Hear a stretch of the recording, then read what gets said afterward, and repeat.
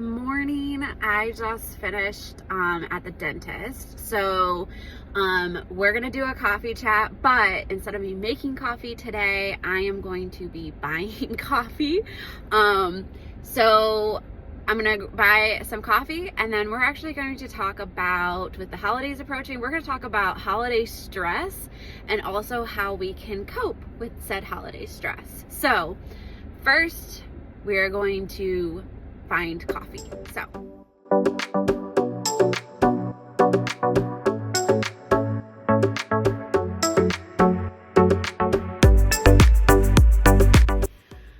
all right. Hi, Mills. Stop it. Okay, time for our coffee chat. I have my coffee. Yes, and the holidays are next week. So let's talk about holiday stress and some ways to cope with it.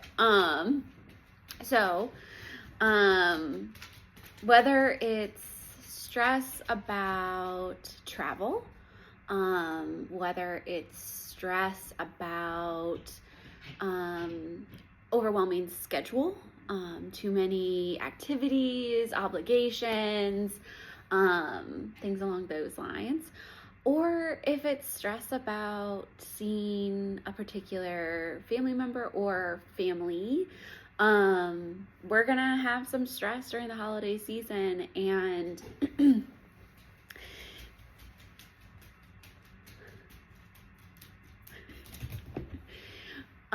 we're gonna have some stress around the holiday season, even though there might be even be some stress around the pressure to enjoy the holiday. I think there's stress around that too. There's lots of factors that we could be stressed about this holiday season. So, question, what are we doing to help manage our stress so that we can enjoy the holiday? So, yeah, are you gonna enjoy the holiday? All right, so first let's kind of talk a little bit about stress with traveling. So whether you're traveling a great distance, whether you're traveling close by, there can be stress around just traveling. And so like some ways that we can manage that stress with traveling could be to plan ahead, which sometimes we just naturally have to do depending on like where you're going and how you have to get there, right? Like if you're flying, naturally you got to plan because you got to buy a plane ticket. So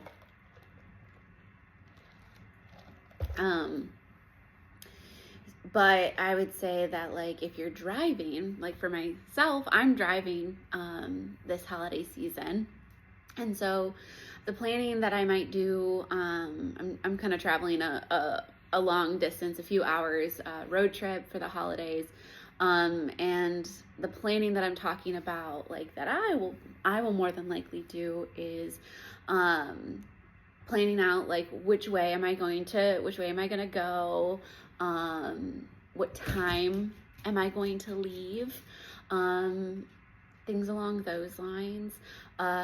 Also, like I like to think about, since I'm going to be stuck in a car for multiple hours, I like to even plan and think about like what am I going to wear in the car so that I'm comfortable for that long drive, whether I'm driving or whether I'm passenger because my husband's driving. I like to even plan and think about that as well, so that like I can help manage like the stress of like travel.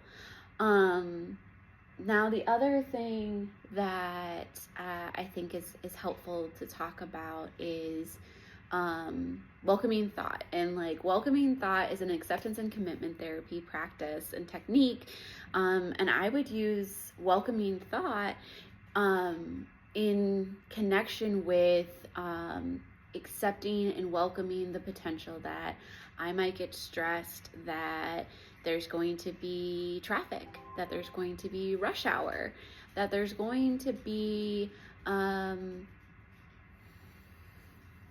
something, right? I'm welcoming that thought. So sorry for the interruption. My doorbell rang. So I was talking about accepting, welcoming thought. So I would also say that we're tolerating risk as well with some of our coping skills around stress with the holiday and especially traveling. Same as though I'm like welcoming the thought that I might get frustrated, I might get overwhelmed, I might get stressed, I might be content, I might feel joy today. I'm also tolerating risk. So going back to like my example of me driving for the holidays, I'm also tolerating the risk that when I go through a major city, I go through a couple major cities on this sort of drive. When I drive through a major city, there's a chance that I am going to run into rush hour, right? I may or I may not. I'm also tolerating the risk that I could get a flat tire. I'm tolerating the risk that everything could be fine. I'm tolerating the risk that I could get into a car accident, right? I'm tolerating the risk that maybe I forgot something too. So there's different techniques that I can utilize to help manage my stress. So the other thing I would say like around travel is making sure, I talked earlier about preparing what I like to wear for travel so that I'm comfortable. It's not just only about comfort. The clothes that I choose to wear also can provide some self-soothing, right?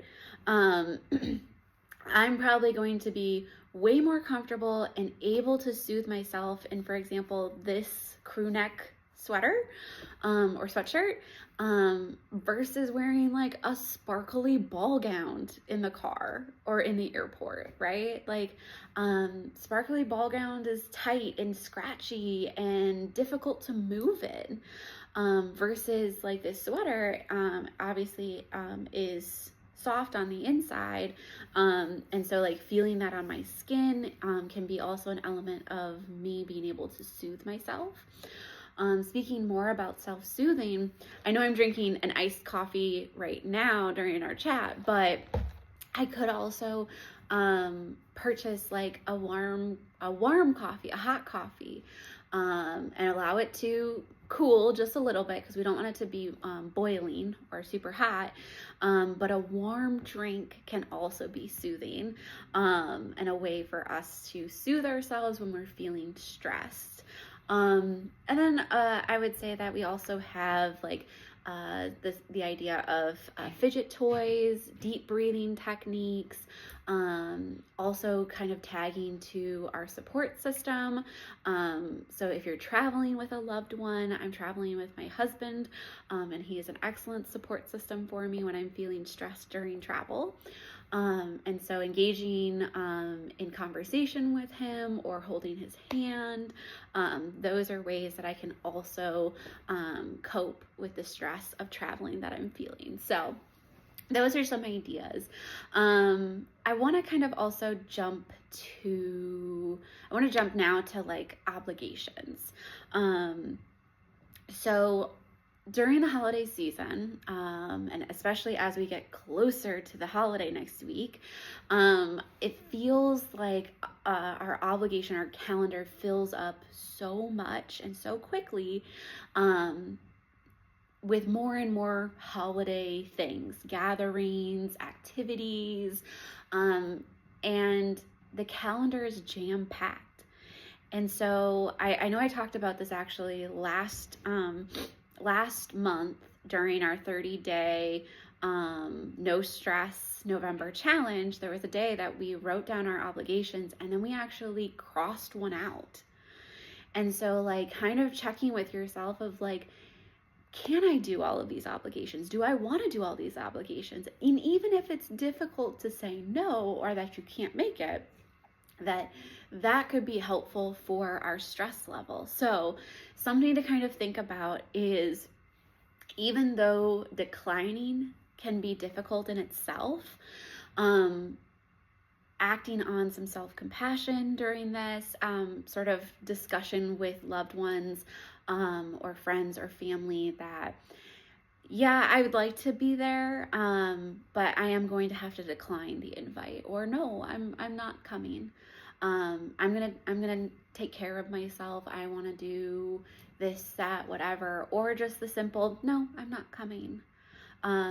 I know that can be difficult. Like I said, that can be difficult in itself, but sometimes we need to check our calendar, and we can't say yes to everything because the stress just continues to snowball and grow. So that's one thing I would say about the stress that comes from a full calendar or obligations. The other side that could be helpful with some of the obligations that you have said yes to could be also like being mindful while you're doing the activity or in preparation for the activity of what you're enjoying, what you're looking forward to from the activity, and allowing yourself to just like sit with that feeling, like whatever it is. It doesn't have to be overwhelming joy. It could just be a feeling of contentment. Just allowing yourself to sit and kind of relish in that feeling. So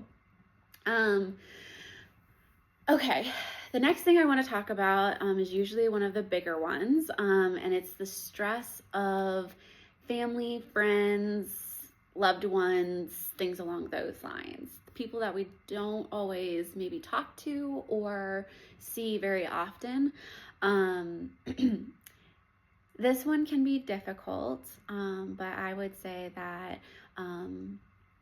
once again, declining if there's somebody that you don't want to see or don't want to talk to at the holiday get together, or setting the boundary with yourself or the person that I don't want to talk about that, or I'm not comfortable sharing that, like whatever it might be, setting that boundary for yourself. And once again, tag to a support person. Hey, like if you see me, doing this, or I'm with this person for too long, they cause me a lot of stress, please come over and help me like sort of escape, or give me an out, things along those lines. Ask somebody that can be your support system, that can help you look out for yourself, to help manage your stress and your triggers of anxiety. That can be really helpful. And then I would say that also spend the time with the people that you enjoy spending time with, the people that do bring a smile to your face, or that you enjoy chatting with them, or hanging out with them. Lean more with those people as well. So I can't remember what else I was talking.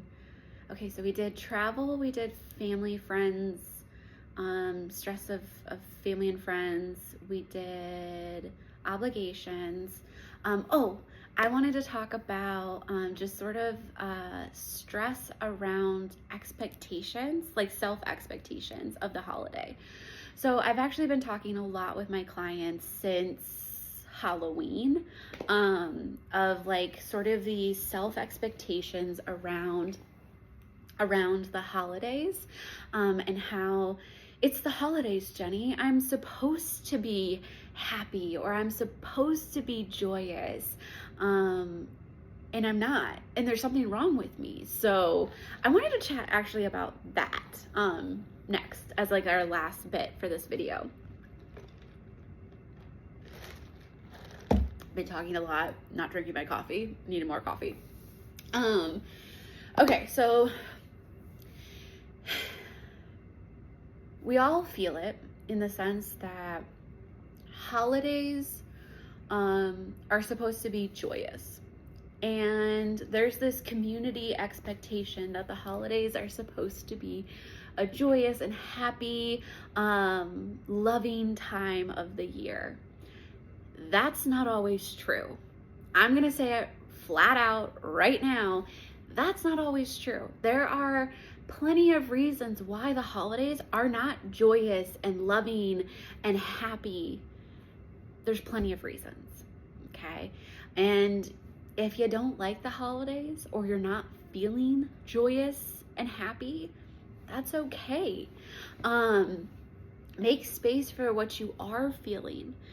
And I would say that, like, if you're recognizing that I want to feel joy and happiness this holiday season, like I want to feel that, then I would suggest like a little bit more of a space of reflection of, well, what are some things that like I do enjoy about the holidays? Because as we talked about, there's lots of obligations, things that fill our calendar that we don't always love.